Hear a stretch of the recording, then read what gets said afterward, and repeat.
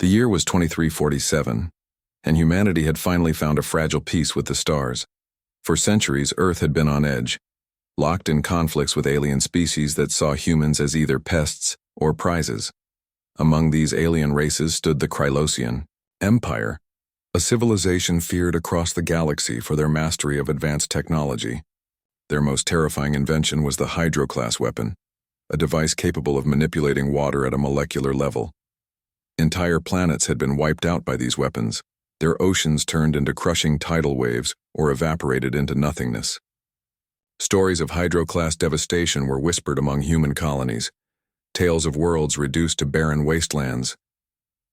But now, Earth faced a new kind of threat, one that wasn't coming from an enemy fleet but from the silent void of space itself.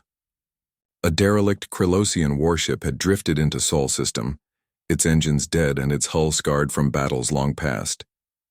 The United Earth Defense Council wasted no time in organizing an expedition to investigate.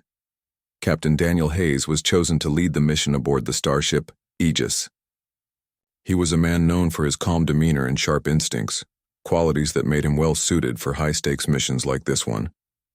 Joining him were two key members of the crew, Lieutenant Laura Bennett, an astrophysicist who specialized in alien technologies, and Commander Ryan Cole, a battle-hardened soldier whose experience with the Krylosians gave him valuable insight into their tactics. Laura was young but brilliant, her mind always racing ahead to solve problems before they became crises. Ryan, on the other hand, carried the weight of countless battles in his eyes, his voice often tinged with caution when discussing anything related to the Krylosians. As the Aegis approached the drifting warship, the mood aboard the vessel grew tense. No one knew what they would find inside. Was it a trap left behind by the Krylosians? Or simply the remnants of a forgotten conflict? The ship's scanners revealed minimal power readings, suggesting that whatever systems remained operational were running on residual energy. Still, the mere presence of a Krylosian vessel so close to Earth was alarming enough. When the boarding party stepped onto the derelict ship, the air felt heavy, almost suffocating. The corridors were dimly lit, the flickering lights casting strange shadows on the walls. The silence was deafening, broken only by the faint hum of failing machinery. As they moved deeper into the ship, Laura couldn't help but marvel at the alien design. Everything about the Krylosians screamed precision, from the sleek curves of their architecture to the intricate patterns etched into every surface. It didn't take long for them to find what they were looking for. In the heart of the ship lay a massive chamber containing the Hydro-class weapon core. It was a towering structure pulsating faintly with a bluish glow. Laura ran her scanner over it, her expression growing more serious with each passing second. "This thing is still partially active," she said, her voice trembling slightly. "If someone or something triggers it, we could be in serious trouble." Ryan frowned, gripping his rifle tighter. "Then let's disable it and get out of here," he said firmly. But Daniel hesitated. Destroying the weapon outright seemed like the safest option, but something held him back. Humanity had never had the chance to study a Hydro-class weapon up close. If they could figure out how it worked, they might gain an edge against future threats. "We need to bring it back to Earth," he said finally, "for research." Laura nodded in agreement, though Ryan looked skeptical. "You're playing with fire, Captain," he warned. "This isn't just some piece of tech, it's a weapon of mass destruction. Do you really want to risk bringing it anywhere near our planet?" Before Daniel could respond, the ship's alarms began blaring. Red warning lights flashed throughout the corridor, bathing everything in an eerie crimson glow. Laura's scanner picked up a sudden surge of energy emanating from the weapon core. Water vapor started condensing around them, forming thick clouds of mist that obscured their vision. Panic spread quickly among the team. They weren't alone anymore. Moments later, another ship emerged from hyperspace, a ragtag fleet of pirates, led by Victor Kane, a ruthless mercenary infamous for his raids on border colonies. His flagship loomed ominously outside the derelict vessel, its weapons trained on the Aegis.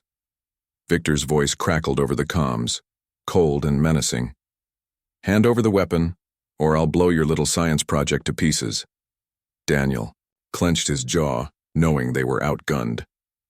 He signaled for the team to retreat back to the shuttle, but not before planting explosive charges near the weapon core as a failsafe. As they prepared to leave, Laura glanced back at the glowing core, her mind racing with questions. What secrets did it hold?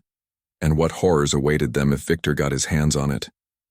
Back aboard the Aegis, the crew watched helplessly as the EO pirates boarded the derelict ship. News of the stolen Hydro-class weapon reached Earth within hours, sparking widespread panic. Coastal cities braced for potential attacks, while governments scrambled to prepare evacuation plans. President Elizabeth Monroe addressed the global population, urging calm but making it clear that humanity faced one of its greatest challenges yet. For Daniel and his team, the mission was far from over. They had failed to secure the weapon, but they hadn't given up hope.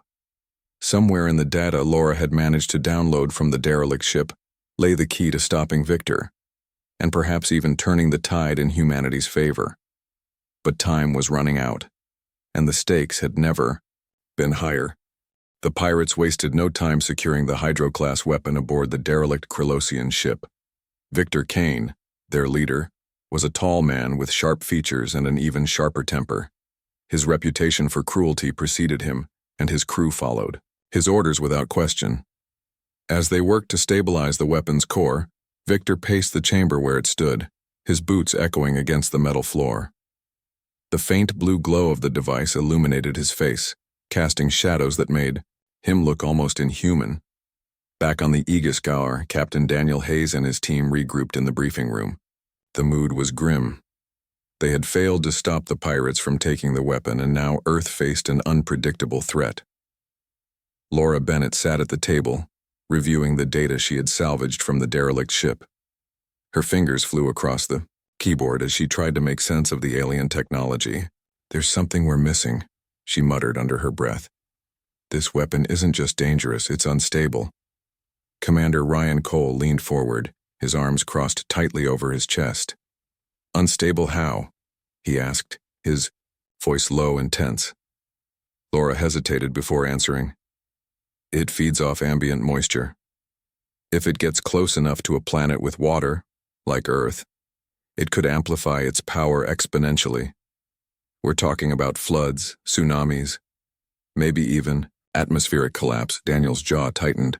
He had suspected the weapon was more than just a tool of destruction, but hearing Laura confirm its potential impact on Earth made the situation feel even more dire. "We need to find a way to disable it remotely," he said finally. "If we can't stop Victor, we have to at least neutralize the weapon." Victor, meanwhile, was growing impatient. His engineers struggled to figure out how to operate the Hydro-class core safely. The device's interface was written in a language none of them understood, and every attempt to activate it seemed to trigger minor fluctuations in its energy output. One of his men approached cautiously, holding a tablet displaying readings from the weapon. "Boss, this thing is acting up again," he said nervously. "If we don't get it under control soon, it might overload." Victor snatched the tablet from him and glared at the screen. "Then figure it out," he snapped. "I didn't drag us all the way here to watch you idiots fumble around like amateurs." He turned back to the glowing core, his mind racing. He knew the weapon was valuable, but he hadn't anticipated how complicated it would be to handle.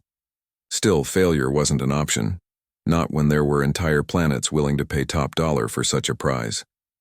On Earth, news of the stolen weapons spread rapidly. Governments convened emergency meetings and military forces went on high alert. Coastal cities began evacuating residents, fearing the worst if Victor decided to test the weapon on Earth. President Elizabeth Monroe addressed the public once again, her tone calm but firm. "We are doing everything in our power to protect our planet," she assured them. "But I urge everyone to remain vigilant and follow evacuation protocols if necessary." Despite the chaos unfolding on Earth, Laura refused to give up. She spent hours poring over the data she had recovered, searching for any clue that might help them counteract the weapon. Finally, she stumbled upon something significant, a set of equations buried deep within the files. At first glance, they appeared to describe the weapon's containment field, a critical component that kept its energy stable. "If we disrupt the containment field," she explained to Daniel and Ryan, "the weapon will implode, destroying itself." Ryan raised an eyebrow. "Sounds risky," he said. "What happens if we mess it up?" "It'll still destroy itself," Laura replied. "But it might take half the planet with it." Daniel nodded slowly, weighing the options. It was a dangerous plan, but they didn't have many alternatives. "We'll need to get close enough to plant explosives directly on the weapon," he said, "and we'll only get one shot at this." As the days passed, Victor grew increasingly frustrated with his engineer's lack of progress. To vent his anger, he ordered his fleet to head toward Mars, where underground reservoirs provided a perfect testing ground for the weapon. If they could demonstrate its power there, they could demand higher ransoms from Earth, or use the threat of destruction to force humanity into submission. When the pirate fleet arrived at Mars, Victor wasted no time preparing the weapon for activation. The engineers managed to bypass some of the safeguards, though they couldn't fully understand the alien controls. As the countdown began, tension filled the air. None of them knew exactly what would happen when the weapon fired. But Victor didn't care. All he cared about was proving its worth. The moment the Hydro-class weapon activated, disaster struck. A massive surge of energy erupted from the core, channeling water vapor from the Martian atmosphere and condensing it into liquid form. Underground, reservoirs burst open, flooding the tunnels and caverns beneath the planet's surface. Colonists scrambled to escape, their cries echoing through the comms channels as water surged through the habitats. Within minutes, entire settlements were submerged, leaving thousands stranded or dead. Footage of the devastation reached Earth shortly afterward, sparking outrage and fear. Images of flooded colonies and desperate survivors dominated the news feeds, reminding humanity of the weapon's destructive potential. For Daniel and his team, the attack on Mars confirmed what they already knew. Victor wouldn't hesitate to turn the weapon on Earth next. Determined to stop him, Daniel devised a bold plan. Using intel gathered by Laura, the team identified a vulnerability in the weapon's design. The containment field required precise calibration to maintain stability. If disrupted, even slightly, the weapon would destabilize and self-destruct. The challenge was getting close enough to exploit that weakness without being detected. Commander Ryan volunteered to lead a covert strike team tasked with infiltrating Victor's flagship. Disguised as maintenance personnel, they would board the vessel during a routine supply transfer and plant explosives near the weapon's core. It was a risky mission, but Ryan insisted he was the best person for the job. "I've dealt with Victor before," he said. "I know how he thinks." As the team prepared for the operation, Laura continued working tirelessly to refine their strategy. She programmed the explosives to detonate automatically if the weapon's energy levels exceeded a certain threshold, ensuring the device would destroy itself before causing widespread damage. "This is our best chance," she told Daniel as they finalized the plans. "We can't afford to fail." The night before the mission, Daniel found himself staring out the viewport of the Aegis, watching Earth spin silently below. The thought of losing his home planet weighed heavily on him, but he took solace in knowing they still had a fighting chance. Whatever happened next, they would face it together, as a team. With dawn approaching, the crew gathered in the hangar bay, ready to launch. Ryan gave a brief nod to Daniel as he stepped onto the shuttle, his expression resolute. Laura handed him a small data chip containing the final adjustments to the explosives. "Good luck," she said softly, her voice barely audible over the hum of the engines. As the shuttle departed, Daniel returned to the bridge, his eyes fixed on the screen showing the pirate fleet's position. The fate of Earth, and perhaps the entire galaxy, rested on the success of this mission. There was no room for error. The covert strike team, led by Commander Ryan Cole, approached Victor Kane's flagship under the cover of darkness. The shuttle, disguised as a routine supply vessel, docked without raising suspicion. Ryan and his team moved quickly, their uniforms blending seamlessly with the pirates' maintenance crew. Each member carried small charges hidden in toolkits, their mission clear: plant explosives near the Hydro-class weapons core, and disable its containment field. Inside the flagship, the air was thick with tension. The pirates were on edge after the chaotic test on Mars, and security had been tightened. Armed guards patrolled the corridors, their weapons ready. Ryan signaled for his team to split up, each taking a different route to avoid drawing attention. They communicated through silent hand gestures, relying on years of training to stay undetected. As they made their way deeper into the ship, Laura's voice crackled softly in their earpieces. "You're approaching the main chamber," she whispered. "The weapon is housed in the lower deck. Be careful, there's increased activity around it." Ryan nodded, even though no one could see him.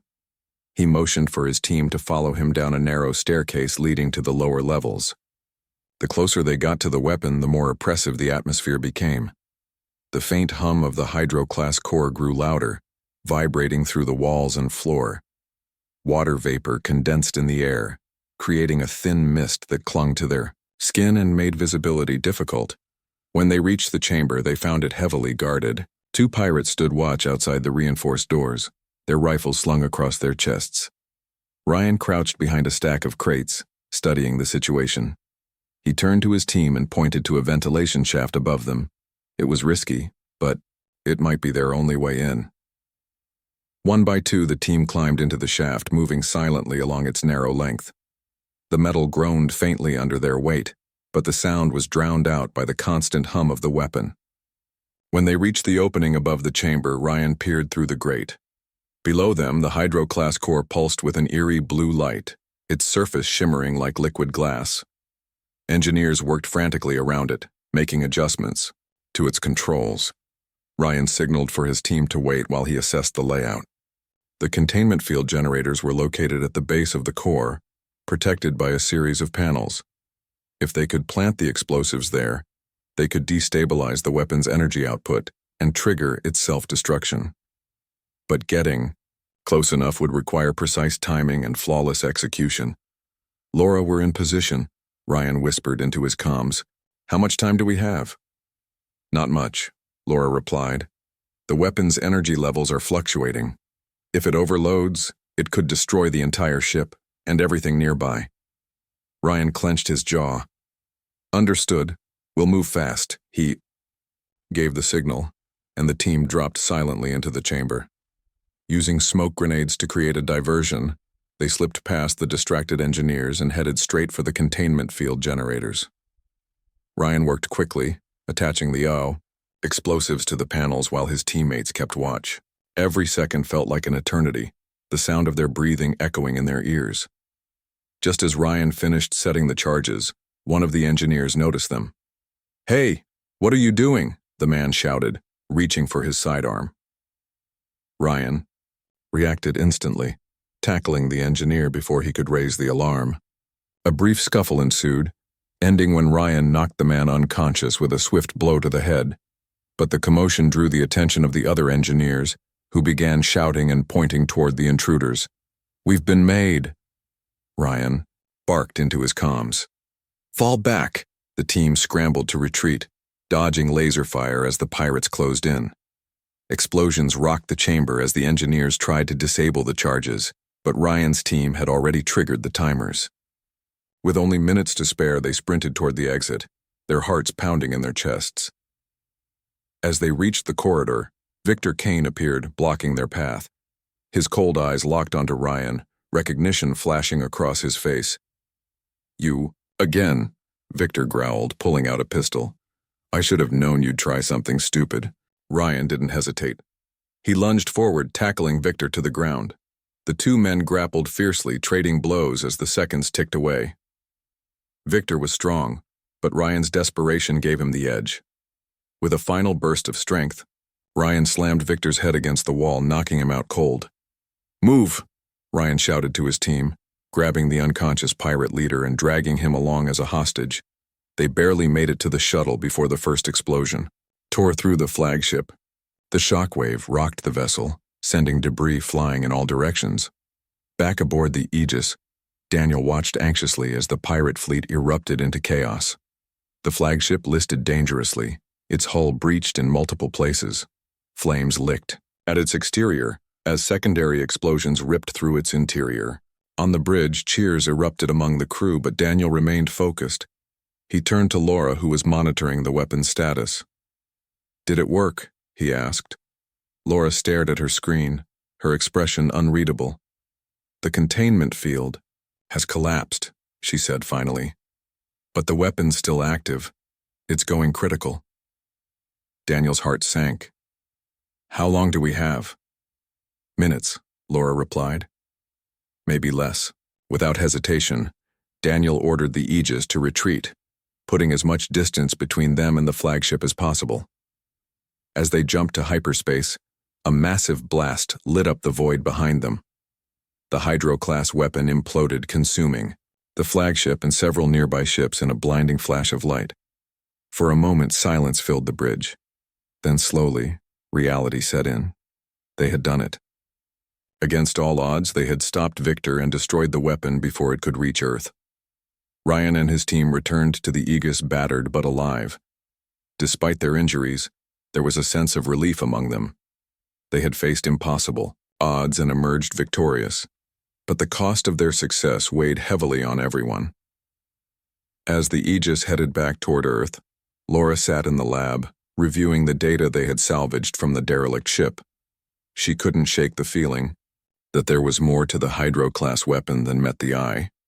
Its original purpose, buried deep within the files, hinted at something far greater than destruction.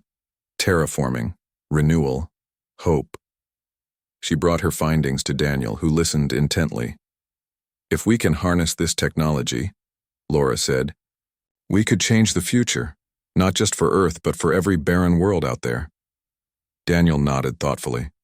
"It's a risk," he admitted, "but maybe it's one worth taking." For now, humanity was safe. The threat of the Hydro-class weapon had been neutralized, and Earth could breathe easy once more. But as the Aegis sailed through the stars, Daniel knew their journey was far from over. The galaxy held countless mysteries, and the choices they made next would shape the destiny of all life within it. Back on Earth, the news of the Hydro-class weapon's destruction spread quickly. People celebrated in the streets, relieved that the threat had been neutralized. Coastal cities lifted their evacuation orders, and life began to return to normal.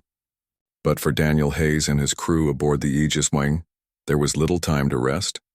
The victory had come at a cost, and the scars of battle were still fresh. Laura Bennett spent hours in the lab, poring over the data she had recovered from the derelict Krylosian ship. Her mind raced with possibilities as she pieced together fragments of information. The more she studied the files, the clearer it became that the Hydro-class weapon hadn't always been a tool of destruction. Its original purpose had been far different: to terraform barren worlds into habitable paradises. By manipulating water molecules, the device could reshape entire ecosystems, creating rivers, lakes, and fertile lands where none existed before. "This changes everything," Laura said aloud, her voice tinged with excitement. She called Daniel and Commander Ryan into the lab to share her findings. The Krylosians didn't design this thing to destroy planets. They designed it to save them. Somewhere along the line, corrupt leaders repurposed it for war. Daniel listened intently, his brow furrowed in thought. "You're saying we could use this technology to help Earth? To fix some of the damage we've done?" Laura nodded. "Exactly. Imagine turning deserts into forests or bringing water to drought-stricken regions. This could be the answer to so many of our problems." Ryan crossed his arms, his expression skeptical. "It's risky. We've seen what happens when this kind of power falls into the wrong hands. Are we sure we want to take that chance again?" Daniel understood Ryan's concerns, but he also saw the potential in Laura's idea. Humanity had faced countless challenges throughout its history, and each time they had found ways to adapt and survive. If they could harness the Hydro-class technology responsibly, they might unlock a new era of prosperity, not just for Earth, but for the entire galaxy. "We'll need to proceed carefully," Daniel said finally.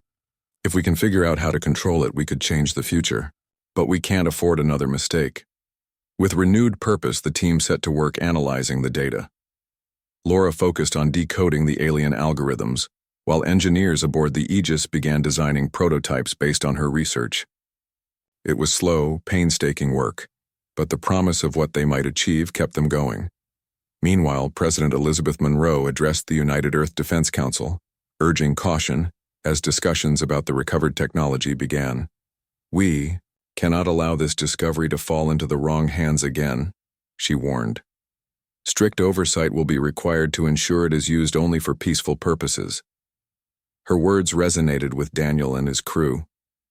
They knew the dangers of unchecked power all too well, and they were determined to prevent history from repeating itself. As the weeks passed, progress on the project accelerated. Laura managed to recreate a simplified version of the Hydro class core, one that could manipulate water without the devastating risks associated with the original design. The first test took place in a remote desert region of Australia. A team of scientists and engineers transported the prototype to the site, setting up equipment to monitor its effects. Laura stood beside Daniel as they activated the device, her heart pounding with anticipation. At first, nothing happened. Then, slowly, the air around them grew humid. Water vapor condensed into droplets, forming clouds that darkened the sky. Within minutes, rain began to fall, a gentle drizzle at first, then a steady downpour. The ground soaked up the moisture eagerly, transforming before their eyes. Dry riverbeds filled with water, and patches of green appeared where barren sand had once stretched endlessly. Laura watched in awe as nature responded to the sudden influx of resources. Seeds long dormant sprouted into tiny shoots, reaching toward the sunlight breaking through the clouds. "It's working," she whispered, tears welling up in her eyes. "It's actually working." Daniel placed a hand on her shoulder, smiling faintly. "You did it, Laura. You gave us hope." News of the successful test reached every corner of the globe, sparking widespread optimism. Governments and organizations clamored to participate in the project, eager to bring the technology to regions in desperate need. Deserts, wastelands, and drought-stricken areas became priorities for transformation. Under strict international supervision, teams deployed the modified Hydro-class devices, watching as landscapes blossomed with life. But not everyone shared in the optimism. Critics argued that humanity wasn't ready for such power, warning that even the best intentions could lead to unintended consequences. Some feared that altering ecosystems on such a massive scale might disrupt delicate balances, causing unforeseen environmental issues. Others worried about political conflicts arising over access to the technology. Despite these concerns, Daniel and his crew remained steadfast in their mission. They worked tirelessly to address safety protocols and ensure transparency at every step. Laura collaborated with experts from around the world, refining the technology and developing guidelines for its responsible use. Slowly but surely, trust began to build. As months turned into years, the impact of the Hydro-class project became undeniable. Rivers flowed where none had existed before, and crops thrived in places once considered hopeless. Wildlife returned to revitalized habitats, and communities flourished in areas that had long been abandoned. Earth began to heal, its people united by a common goal: survival and renewal. For Daniel, the journey had been both rewarding and humbling. He had seen the worst of humanity, the greed, the fear, the violence, but he had also witnessed its resilience and capacity for good. Standing on the bridge of the HFY, he gazed down at the transformed planet below. Rivers snaked across continents, connecting distant lands like veins in a living body. Forests stretched toward horizons once dominated by barren sands, and cities glimmered beneath clear skies. Ryan joined him, leaning against the railing. "Looks like you were right," he said, his tone lighter than usual. "This might actually work." Daniel nodded, a small smile playing on his lips. "It's not just about fixing Earth, it's about proving that we can learn from our mistakes, that we can do better." Laura walked onto the bridge holding a tablet displaying updated reports from the latest deployments. Her face lit up as she showed Daniel and Ryan the results. "The Sahara is almost halfway restored. she said proudly. "And Central Australia is thriving. People are calling it the second green revolution." Daniel chuckled softly. "Sounds like something worth celebrating." As the Aegis prepared to embark on its next mission, to explore uncharted systems and seek out new opportunities for collaboration, Daniel felt a deep sense of gratitude. The road ahead would undoubtedly be challenging, but for the first time in a long time, he believed in the possibility of a brighter future. In the end, the story of the Hydro-class weapon wasn't just about destruction or survival. It was about redemption, a chance for humanity to rise above its flaws and create something truly extraordinary. And as the stars twinkled beyond the viewport, Daniel knew they were only beginning to scratch the surface of what was possible. Years passed since the Hydro-class project began, and Earth continued to transform in ways no one had thought possible. Deserts bloomed into lush plains, rivers carved new paths across barren lands, and ecosystems thrived where life had once been scarce. The technology, once feared as a harbinger of doom, became a symbol of hope, a testament to humanity's ability to adapt and rebuild. But for Captain Daniel Hayes and his crew aboard the Aegis, the mission was far from over. The success of the Hydro-class project caught the attention of other civilizations across the galaxy. Some viewed it with curiosity, eager to learn how humanity had turned a weapon of destruction into a tool for renewal. Others saw it as a threat, fearing that Earth's newfound power could upset the delicate balance of interstellar politics. Diplomatic envoys arrived at Earth's doorstep, seeking alliances or demanding answers. It was clear that humanity's actions would have ripple effects far beyond its own solar system. Laura Bennett found herself at the center of this growing attention. As the lead scientist behind the project, she traveled frequently between Earth and alien territories, sharing knowledge and negotiating agreements. Her calm demeanor and sharp intellect earned her respect among both humans and extraterrestrials. Yet, despite her achievements, Laura couldn't shake the feeling that they were walking a thin line. The technology they wielded was powerful, and even the smallest misstep could reignite old conflicts or spark new ones. One day, while presenting her findings to a delegation of diplomats, Laura received an urgent message from Daniel. "We've detected something unusual near the edge of Sol system," he said over the comms. "You need to get back to the Aegis as soon as possible." Laura excused herself from the meeting and hurried to the starship. When she arrived, Daniel and Commander Ryan Cole were already on the bridge, studying readings from the ship's sensors. A massive object, a derelict vessel, had drifted into their territory. Its design was unlike anything they had seen before, neither Krylosian nor human. Could it be another alien race? Laura asked, peering at the holographic display. Daniel shook his head. "We don't know yet, but whatever it is, it's emitting faint energy signals. Someone, or something, is still alive inside." The decision to investigate was unanimous. The Aegis approached the mysterious craft cautiously, its weapon systems on standby. As they boarded the vessel, the air felt heavier than usual, almost suffocating. The corridors were dark, illuminated only by emergency lights that flickered erratically. Strange symbols etched into the walls glowed faintly, casting eerie shadows. On the floor, Ryan led the way, his rifle raised as he scanned for threats. Laura followed closely behind, her scanner picking up traces of organic matter nearby. "There's definitely someone here," she whispered. "But I'm not reading any signs of hostility." They reached a large chamber at the heart of the ship, where they found a lone figure slumped against a console. It was humanoid, but distinctly alien, its skin pale and translucent, its eyes closed. Laura knelt beside it, checking for vital signs. "It's alive," she said softly. "Barely." Daniel signaled for the team to carry the creature back to the Aegis. Once aboard, Laura worked tirelessly to stabilize it, using advanced medical equipment to monitor its condition. Slowly, the alien began to regain consciousness. Its gaze shifted between the humans surrounding it, confusion evident in its expression.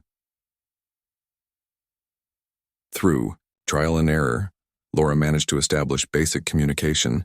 The alien identified itself as part of a species called the Veilith, explorers who had been searching for habitable worlds when their ship suffered catastrophic damage. They had heard of Earth's achievements with the Hydro-class technology and hoped to seek refuge. "They're refugees," Laura explained to Daniel and Ryan later. "Their homeworld was destroyed centuries ago by natural disasters. Since then, they've wandered the stars, looking for a place to settle." Daniel frowned. "Do you think they're telling the truth?" Laura nodded. "I do. Their ship shows no signs of weaponry, and they seem genuinely desperate. If we help them, it could strengthen our ties with other peaceful species."